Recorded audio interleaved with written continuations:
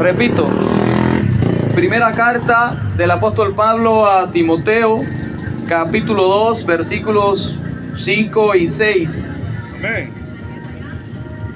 Dicen amén cuando estén todos ahí. Dice, leemos la palabra en el nombre del Padre, del Hijo y del Espíritu Santo.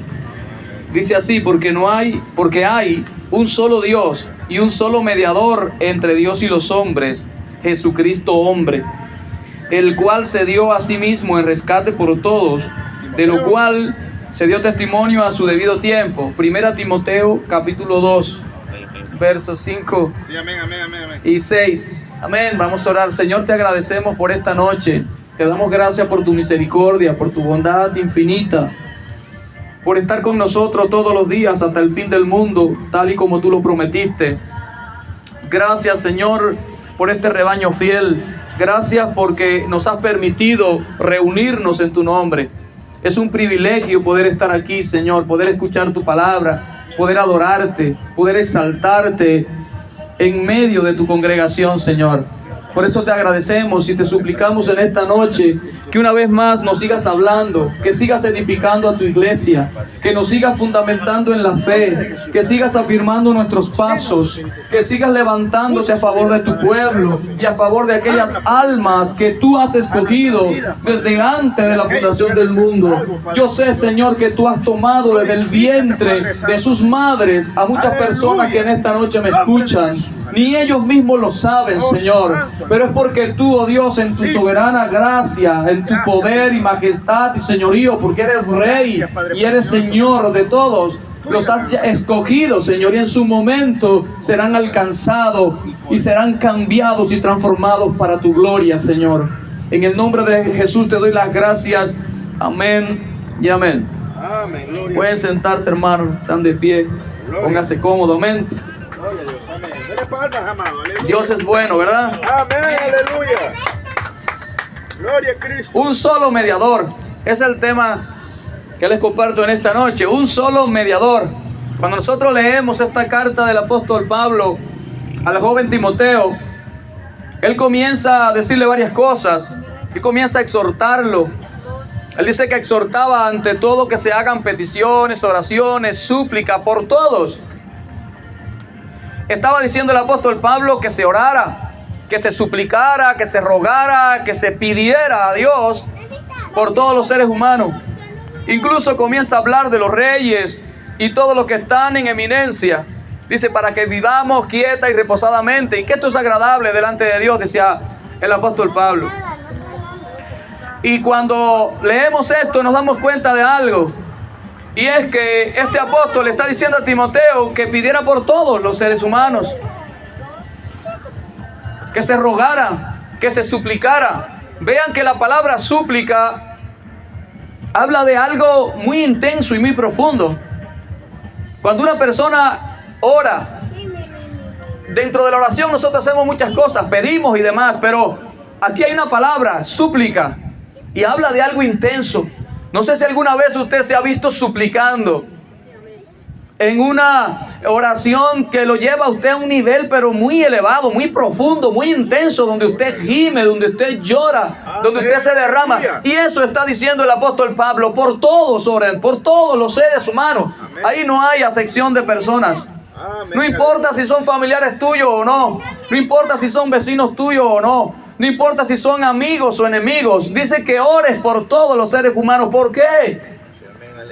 Incluso habla de los reyes, los que están en eminencia, las personas que tienen cargo, que tienen autoridad. Está hablando de legisladores, personas que cualquiera pensaría, pero bueno, esas personas tienen la vida realizada, lo tienen todo garantizado, viven muy bien. Pero nosotros vemos que hay una verdad innegable que aparece en las escrituras, y es que el apóstol le dice que hasta por esas personas debemos orar. Aleluya. Cualquiera de nosotros podríamos sentirnos tentados a decir, pero ¿cómo? ¿Orar por un rey? Un rey no carece de nada, lo tiene todo. Esa es la idea que tenemos. Y llevándolo a tiempos modernos, el equivalente de un rey en la antigüedad viene siendo un presidente, viene siendo personas que ostentan de algún cargo importante, de cualquier tipo. Pues también por esas personas debemos orar. ¿Por qué?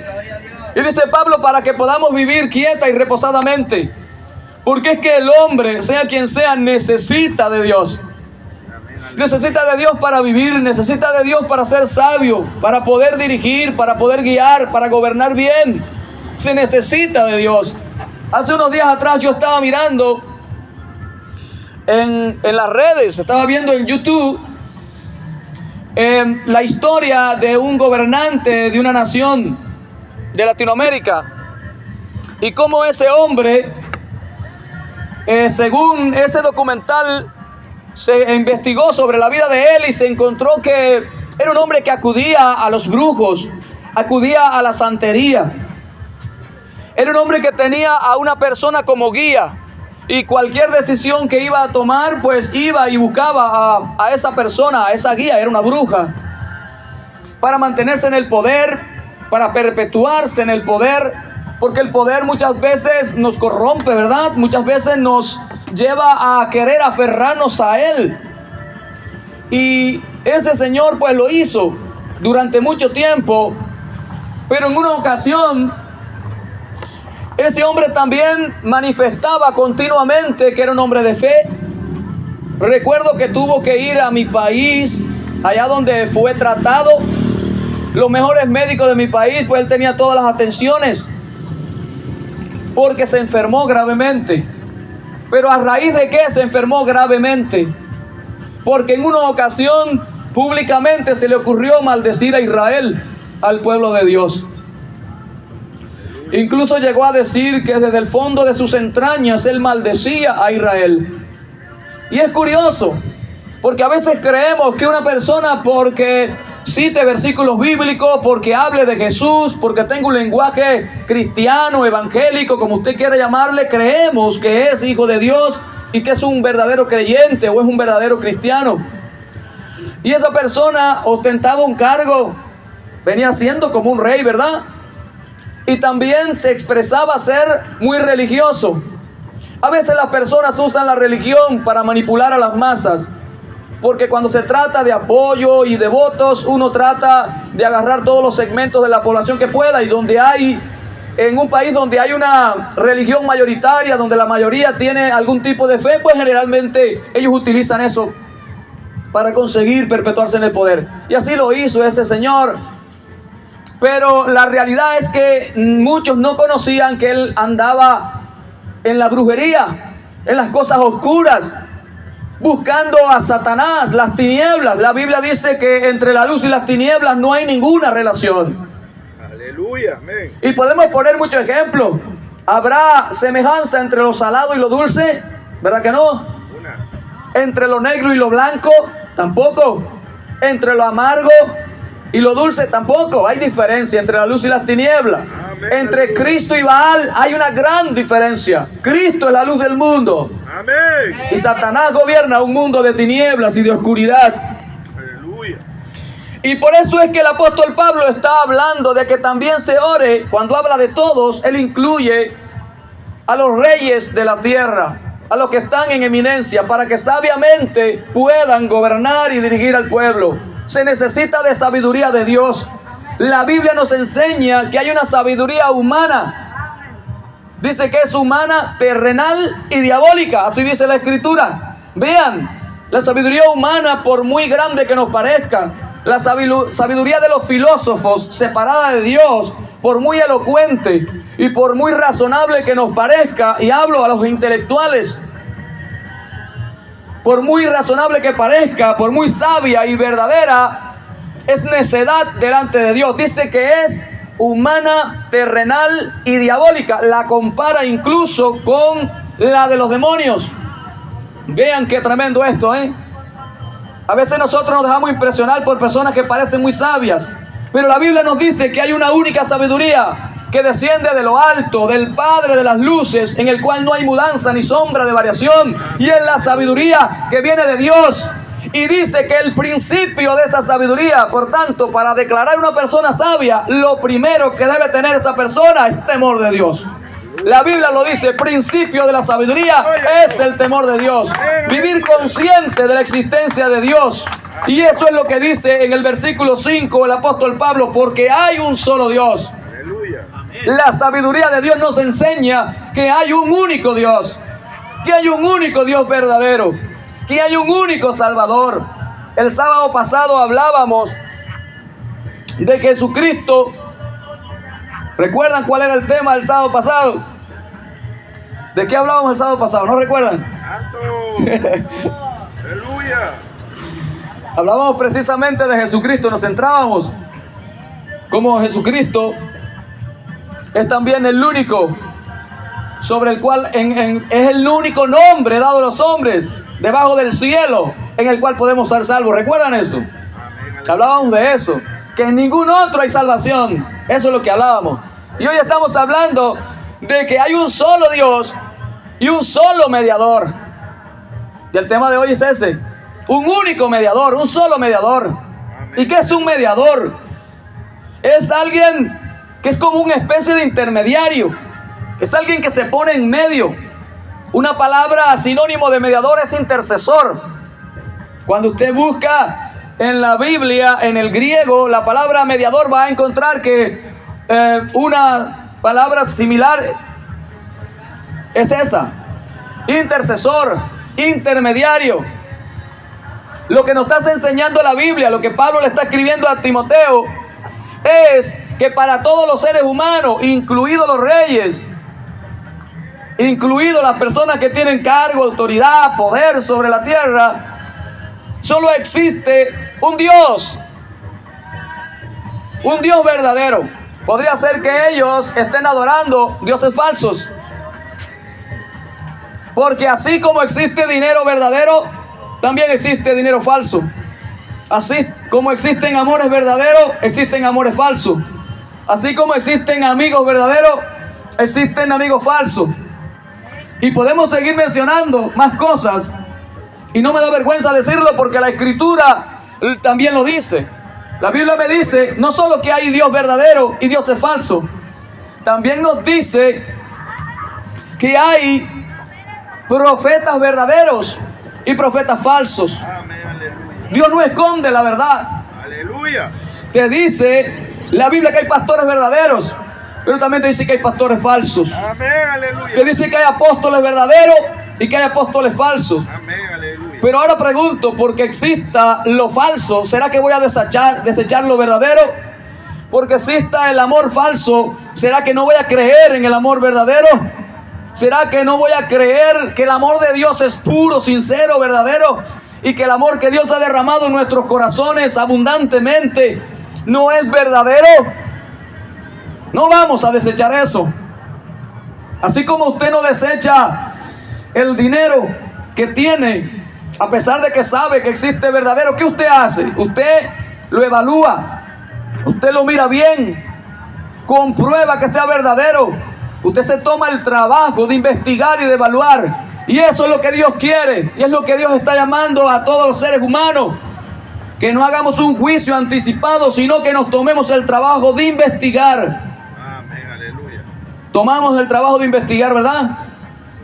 Cuando usted va a comprar a una tienda y lleva un billete bastante grande, no se fija cómo lo miran a contraluz. ¿Por qué? Porque tiene características que lo identifica, que lo distingue de lo falso. Así igualmente Dios tiene hombres y mujeres a quienes le ha puesto un sello único, inigualable, que los distingue, que los hace genuinos y verdaderos. Eso enseña la Biblia. Así hay un Dios verdadero, hay un Dios único, un Dios fiel que no miente, Amén, aleluya. porque de Él no va a proceder nunca una mentira. Y digo que es fiel porque cumple todas sus promesas. Y Él ha dado un solo mediador. Y dice la Escritura que es entre Dios y los hombres ese mediador. ¿Por qué dice esto? Porque es que la humanidad se ha constituido enemiga de Dios. La humanidad vive a su manera, como mejor le parece, a su antojo, como cree que le es más conveniente, sin importar qué es lo que dice Dios. Por eso se necesitó de un mediador, de un intermediario, de un intercesor. y no podía ser cualquiera. En el Antiguo Testamento, en el sacerdocio levítico, que era el que predominaba en Israel, ellos tenían sacerdotes que mediaban, que ofrecían sacrificios por el pecado del pueblo, por su propio pecado. Así lo hacían cada año continuamente. Pero la Biblia había prometido el Señor a través de su palabra que de la simiente de una mujer se levantaría alguien que golpearía la cabeza de la serpiente. Y es una profecía. Todos le llaman el protoevangelio, porque es la primera buena noticia. El evangelio es buena nueva, buena noticia. Y allí en el mismo Génesis ya vemos el evangelio. Se levantará de la mujer uno. La mujer dará a luz a un hijo, a un hombre, ¿verdad? Que golpeará la serpiente en su cabeza. Lo que está diciendo, porque la palabra cabeza tiene que ver con autoridad, con dominio, señorío, gobierno. Y lo que está diciendo es que ese que iba a nacer de esa mujer tenía el poder y la autoridad para quebrantarle la cabeza a la serpiente. A ese que ha estado gobernando al mundo, a que ha estado gobernando sobre todos, incluso sobre reyes. Porque eso es algo. Los reyes que gobiernan, muchos no saben que ellos están siendo gobernados por alguien más. La Biblia lo dice. Y hay una realidad que toda persona debe saber, y es o que somos hijos de Dios o somos hijos del diablo. No existe neutralidad, hermanos. Eso es una verdad escritural. Me gustaría poder decir otra cosa, pero no puedo ir en contra de la verdad de Dios. No existen términos medios. No hay huérfanos en este mundo. En cuanto a las cosas espirituales, no hay huérfandad, hermanos. ¿Cuántos alaban a Dios? Amén, aleluya. No existen personas huérfanas en ese sentido. O somos de Dios o somos del diablo. O somos de la luz o somos de las tinieblas. Aleluya. Eso es lo que enseña la Biblia. Y Pablo le está diciendo a Timoteo, hay un solo Dios. Por eso es necesario investigar, ver cuál es ese Dios. Yo me gozo porque mi esposa testificaba de cuando ella tuvo un encuentro con el Señor. Era muy atea, muy incrédula, no creía en nada. Como hay muchas personas que no creen en nada ni en nadie. Y Dios le habló. Y de verdad que se le reveló de una manera hermosa, porque no a todos se le ha revelado así. Y le dijo su nombre, pero ella en su ignorancia, en su desconocimiento, no creía que ese fuera su nombre.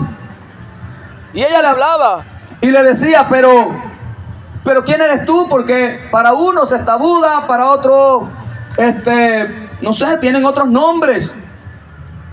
¿Quién eres tú? Y él le decía, yo soy. Le decía, sí, yo sé que eres tú. Pero ¿cuál es tu nombre? Y él le volvía y le decía, yo soy. Y dice que se asombró cuando fue a la escritura y pudo encontrar a ese yo soy hablándole a Moisés en una zarza ardiente, cuando le preguntó Moisés precisamente por su nombre. Cuando Israel me pregunte ¿quién me ha mandado? ¿En nombre de quién voy? ¿Qué le digo? Dile que yo soy, te ha enviado. Aleluya. Yo soy el que soy. Gloria a Dios. Entonces vemos cómo Dios no contradice su palabra. Ella no había leído eso en la Biblia. Por eso cayó postrado y se dio cuenta del que le estaba hablando. Era el yo soy el que soy, el Dios verdadero. Amén, aleluya. Y hay algo, y es que la voz de Dios es única. Y va a ser distinguida, va a ser diferente a la de cualquier otro.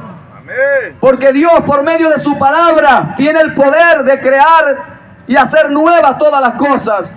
Hacer de ti una nueva criatura, una nueva mujer, un nuevo hombre. No importa quién haya sido hasta el día de hoy y quién eres en este momento. Dios puede cambiarlo todo en un abrir y cerrar de ojos, porque solo Él es Dios. Aleluya. De este Dios es del que le está escribiendo Pablo a Timoteo. Por eso es que le está diciendo que rogaran por todos los seres humanos. ¿Por qué? Porque Pablo sabía muy bien cuánto poder hay en la oración. A veces la iglesia ignora cuánto poder hay en la oración. Y les digo algo. En una ocasión leía una anécdota de una reina. La reina Isabel. Dicen que ella temía. Escuchen esto. Ella temía más a un hombre tirado de rodillas, con fe, clamando a Dios, que un ejército entero. ¿Por qué? Porque podía conquistar reinos enteros. Porque podía hacer cualquier cosa por medio de la oración.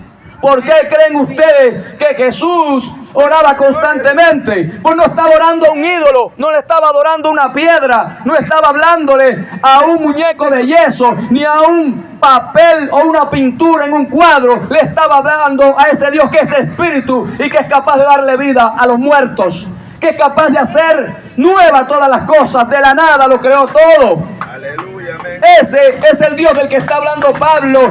Por eso le dice: oren por los reyes y por todos los seres humanos, Aleluya. porque sí podemos vivir quieta y reposadamente. Si la iglesia ora, Gloria a Dios. porque sí podemos alcanzar grandes cosas si le creemos a Dios. Y les digo algo: una de las formas en la que nosotros le mostramos a Dios fe es cuando oramos. Cuando la persona no ora, le está diciendo a Dios: realmente no creo en ti ni en el poder que hay en la oración, ni creo que me escuchas, ni creo que puedo conseguir tantas cosas por medio de la oración. Santo. La Biblia enseña que Dios está interesado en ti, que Dios está interesado en nosotros. Aleluya, amén. Aleluya. Es así. Yo escuchaba a alguien en la televisión diciendo que había encontrado a Dios, pero la realidad no es esa. Nosotros no hemos encontrado a Dios, Él nos encontró a nosotros. Él salió a nuestro encuentro, Gloria a Dios. Aleluya. porque nosotros éramos incapaces, muertos en delitos y pecados. No podíamos acercarnos al Dios Santo. Dios. Y aquí tenemos el ejemplo. La Biblia lo dice en Juan capítulo 1, que en el principio era el verbo era con Dios y el verbo estaba con Dios. Pero en el verso 14 dice: y aquel verbo se hizo carne. Otras traducciones dice: se hizo hombre. Y de ese es el que Pablo le escribe a Timoteo. Este es el mediador, Jesucristo hombre, dice en el versículo 5, capítulo 2 de la primera carta a Timoteo. Un solo mediador entre Dios y los hombres, Jesucristo hombre. Él acuña, y para que no haya duda dice: es Jesucristo. Ese es el mediador, no hay nadie más. ¿Qué hace un mediador? Trata de buscar la paz, trata de reconciliar a las partes que están en problemas, o que están en peleas, o que están en conflicto. Eso es lo que hace un mediador. ¿Cuántos alaban al Señor? No sé si alguna vez usted ha visto un mediador. ¿Cuántos levantan la mano que han visto un mediador? ¿Han sido mediadores o alguien se ha puesto como mediador entre usted y alguien más? Gloria a Dios. Aleluya. La Biblia nos habla de Abraham en el Antiguo Testamento, cómo él se puso como una especie de mediador, porque empezó a interceder por los habitantes de Sodoma y Gomorra, cuando Dios dijo que iba a destruir aquella ciudad. Vean cuán grande es Dios. Dijo que no haría nada sin primero contárselo a Abraham, su amigo, su siervo Abraham. Y Abraham intercedía y le decía: Señor, pero si hubiera esta cantidad de personas allí, tú vas a destruir al justo con el impío. Y Dios le dijo que no. Y así fue disminuyendo hasta que le dijo: pero si al menos 10 justos hubiese allí. Le dijo: no, si hubiese 10 justos, yo no destruiría ese lugar. Por amor a ellos. Por amor a ellos. Aleluya. Por amor a ellos, hermano, por amor a los justos, esta tierra aún no ha sido destruida. Amén. Por amor a la iglesia, por amor a hombres y mujeres de fe que claman día y noche, Gloria. no ha sido destruida la tierra. Pero llegará un momento, y la Biblia nos dice, en que esta amada novia será levantada. Vamos. Y será levantada porque el levantado del que estoy hablando no es que será secuestrada, sino que se levantará a los cielos para encontrarse con el Señor, Amén. para estar por siempre con Él. Aleluya. Amén. Y el día que eso suceda, entonces lo que va a quedar acá abajo es un caos enorme, terrible, horrible, lo que va a quedar, porque va a ser quitada la iglesia, esa que intercede, esa que ora, esa que bendice. Gloria a Jesús. Eso enseña la Biblia. Amén. Dice el verso 6, el cual se dio, hablando de Cristo, asimismo el rescate por todos. El rescate está hablando de un precio que pagó para redimir, para libertar, para dejar libre a las personas. Él mismo se dio como precio, su vida como precio. No sé a cuántas personas tú conoces capaces de dar su vida, de pagar el precio. Rescate, la palabra rescate. Cuando a alguien le secuestran, a alguien generalmente le piden dinero, ¿verdad? Ese es un precio, un rescate. das el dinero a cambio y te entregan a la persona. Pues bueno, aquí la Biblia usa esa misma palabra, la palabra rescate. ¿Y qué está diciendo? Que Él fue dado, que Él fue entregado. Ya el profeta Isaías había escrito acerca de Él. Hacía más de 300 años antes de que Jesucristo viniera al mundo, ya lo decía. Dice la Escritura en Isaías capítulo 9, versículo 6. Niño es nacido, hijo nos es dado. Está hablando de un niño que nace, pero está hablando de un hijo que es entregado. Ese hijo es eterno, está hablando del Hijo de Dios. Y ese niño que nace es Jesús, cuando nace en su naturaleza humana para ser mediador entre Dios y los hombres. Él se puso en medio. ¿Saben por qué? Porque era tanto el pecado del hombre, tanto el pecado tuyo, tanto el pecado mío, tanto el pecado de las naciones de la tierra, aún de los reyes de la tierra, tanta la ofensa a Dios. Saben que había una condena sobre nosotros, y hay una condena sobre muchas personas que en algún momento se va a cumplir. El día, la hora, nadie lo sabe, como dije antes, pero sí va a suceder, hermanos. Es algo que usted puede dar por hecho, porque Dios no miente. Dios no miente. Amén, aleluya. Y si parece que se demora, es porque Él no quiere que nadie perezca, sino que todos procedan al arrepentimiento. Él está dando una oportunidad cada día que pasa. Es una oportunidad nueva. Cada sábado, cada mensaje nuevo, cada predicación nueva es una oportunidad nueva que Dios da al hombre para arrepentirse y para volverse a Dios. Y se está cumpliendo el tiempo, se está acercando la hora. Amén, aleluya. Todos, absolutamente todos, debemos estar alerta y atentos a los acontecimientos mundiales, porque nos están indicando que se están cumpliendo profecías bíblicas. Y ya queda muy poco por cumplirse. Queda muy poco, iglesia. Así que tenemos que estar preparados. Pero qué bueno que tenemos un mediador que nos ha traído paz. Ha puesto paz en nuestro corazón, paz entre los hombres y paz con Dios. Por eso tú puedes tener paz con Dios, porque Él fue el mediador, se puso en medio. Hágase la idea de que usted ya estaba condenado a muerte y no había otra opción de librarle. Y Él apareció para quitar en medio de esa maldición y esa condenación. Y se puso en su lugar. Se ha puesto en su lugar, y lo único que tienes que hacer es creer esto, vivir creyendo esto, agarrado y aferrado a esa verdad. Usted podrá tener entrada al reino eterno de nuestro Dios, porque es la única manera. Él es el único mediador. No es el Papa, no son los cardenales, no es un apóstol, no es un pastor, no es una religión, no es una denominación. Es Jesucristo, el Hijo de Dios, el mediador entre Dios y los hombres, el único que podía hacerlo. Hágase la idea que la ira de Dios se podría desatar sobre usted en cualquier momento, pero Dios lo alcanzó a tiempo. Jesucristo vino en el momento oportuno. La Biblia lo dice, que cuando vino el cumplimiento del tiempo, Dios envió a su Hijo, nacido bajo la ley, ¿verdad? Y dijo que vino ¿para qué? Para redimir a los que estaban bajo la maldición. Entonces la humanidad no sabe que está bajo maldición. Y no es porque nadie lo ha maldecido, es porque nuestras propias obras nos maldicen, atraen maldición. A veces la persona cree que porque tiene dinero no tiene maldición en él. Quizá porque tiene salud no tiene maldición en él.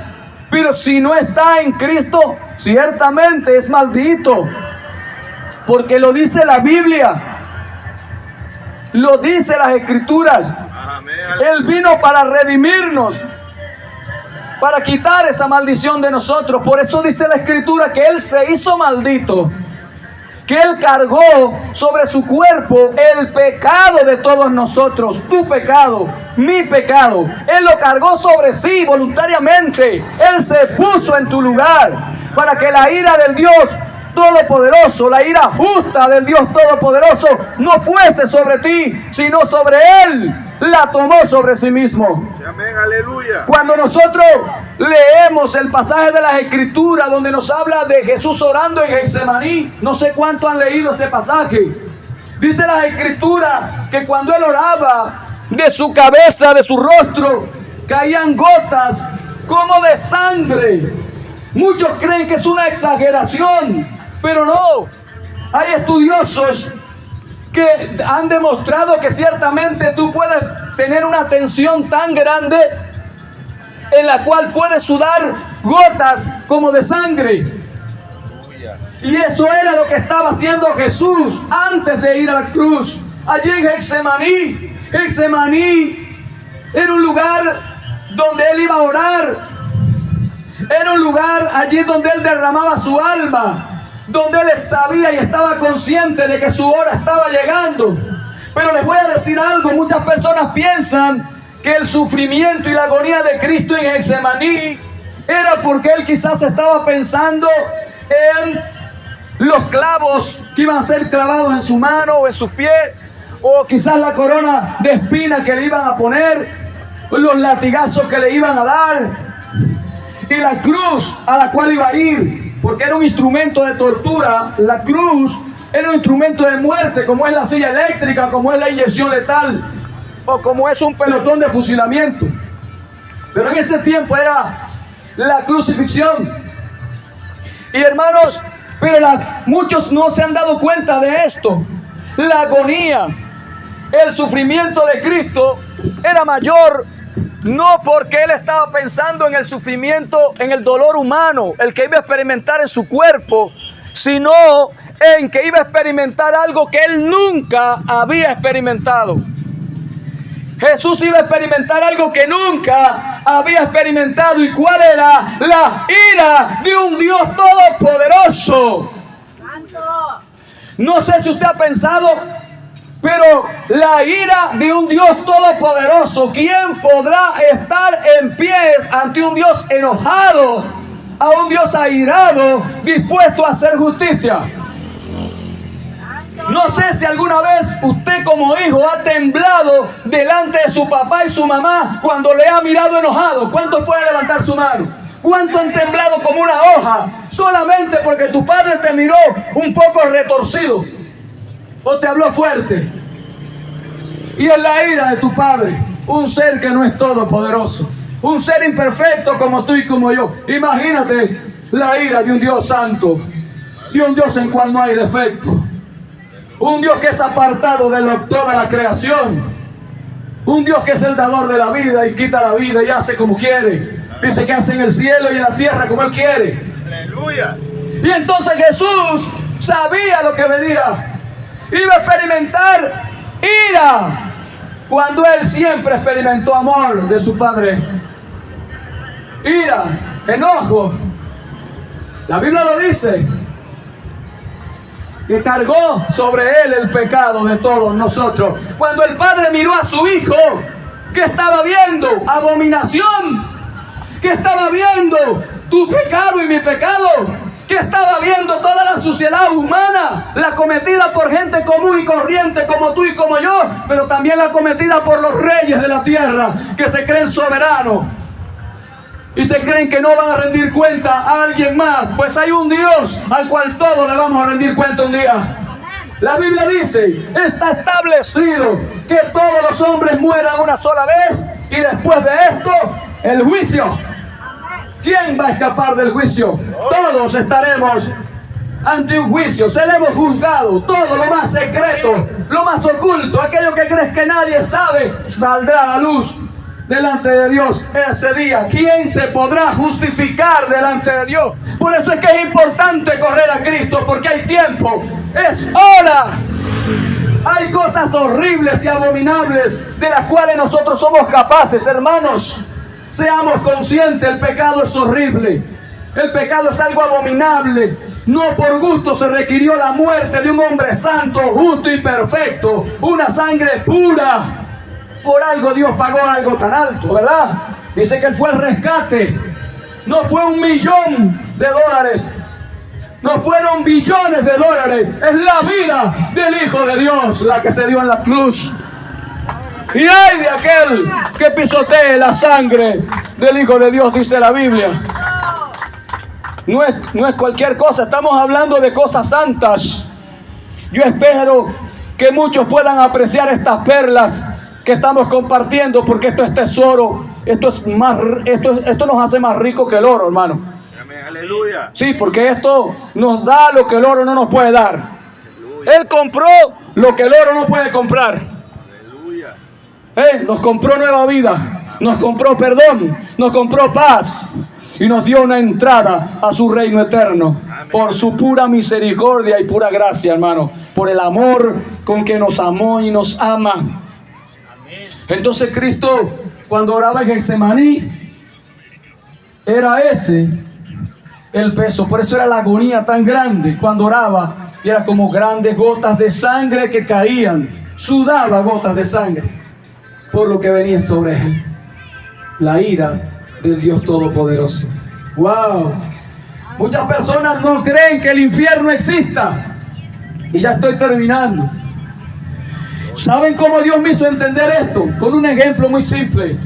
Me dijo, hijo mío, si tú ofendes a un ciudadano común y corriente y él te acusa y vas ante las autoridades, seguramente puede salir con alguna sanción, alguna pena, puede ser multado. Sí, es así. Dice, pero ¿qué tú crees si tú ofendes, le faltas el respeto o golpeas, por ejemplo, a una autoridad, quizás a un policía? ¿Crees que la sanción va a ser similar a la que de haber ofendido a un civil, a una persona común y corriente? Pues no. Me imagino que la sanción debe ser mayor, ¿verdad? Y si tú ofendes a un rey o a un presidente y lo atacas o lo agredes de alguna manera, ¿tú crees que cuando vas ante la autoridad, la sanción, el castigo va a ser igual? No, debe ser más alto. ¿Y qué crees tú que va a recibir alguien que ha ofendido al Dios eterno? Porque el castigo va a ser en relación directa a la dignidad del ofendido. Según la dignidad del ofendido es la magnitud. Por eso es que hay penas mayores y penas inferiores, ¿verdad? Penas menores y penas mayores. Ustedes saben que hay delitos que están catalogados. Algunos son 20 años, 30 años. Otro es cadena perpetua, ¿verdad? Otros es pena de muerte. Pero no todos los delitos tienen la misma sanción. Pero ¿saben algo? El pecado tiene una única sanción. ¿Y saben cuál es? No es 20 años de prisión en el infierno. No es, hermano, es muerte eterna. Es una condena eterna. Le damos gracias a Dios por ese mediador, por ese intercesor, ese que se mete entre Dios y tú para aplacar la ira, ese que recuerda constantemente que dio su vida por ti. ¿Vale o no la pena tener un mediador así? Alguien que te justifica por su sangre, alguien que espera de ti lo mejor, alguien que sabe que eres frágil, que eres débil, que caes, que pecas en muchas ocasiones, pero te da ese dolor, esa angustia que sientes cuando le fallas y te vuelves a él, lloras, gimes y hasta que no tengas paz y seguridad de que te has perdonado, no te levantas de ahí.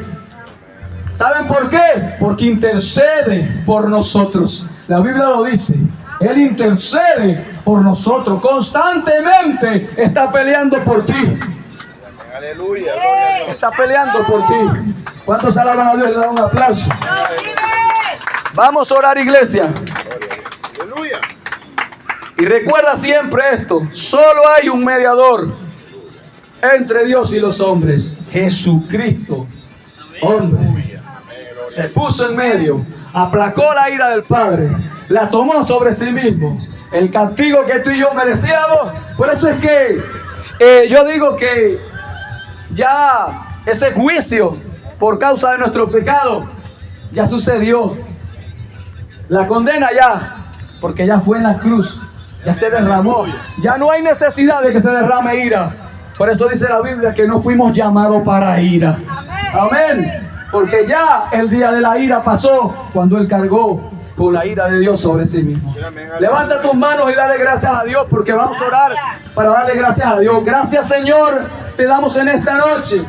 Gracias, Espíritu Santo, por tu palabra. Gracias, Señor, por tratar con nosotros. Gracias por traernos esta verdad, por recordarnos el precio que pagaste por nuestro rescate. Un precio que quizás nadie daría por nosotros. Si alguien supiera de nuestros pecados más ocultos, oh Dios, del cual nos avergonzamos delante de ti, no pagaría el rescate ni el precio por nosotros. Pero tú, que nos conoces bien, que nos amaste con un amor eterno, que nos alcanzaste con lazos de amor, decidiste ponerte en nuestro lugar, decidiste ponerte en esa cruz, decidiste hacerte maldito para que yo no fuese más maldito, para darme bendición y vida eterna. Por eso te agradezco, Padre amado, porque no es por mi mérito, es por los méritos de Cristo. Y si ahora puedo adorarte, si ahora puedo alabarte, si ahora puedo invocar tu nombre y saber que me oyes y me respondes, es porque tú moriste por mí, es porque tú pagaste el precio.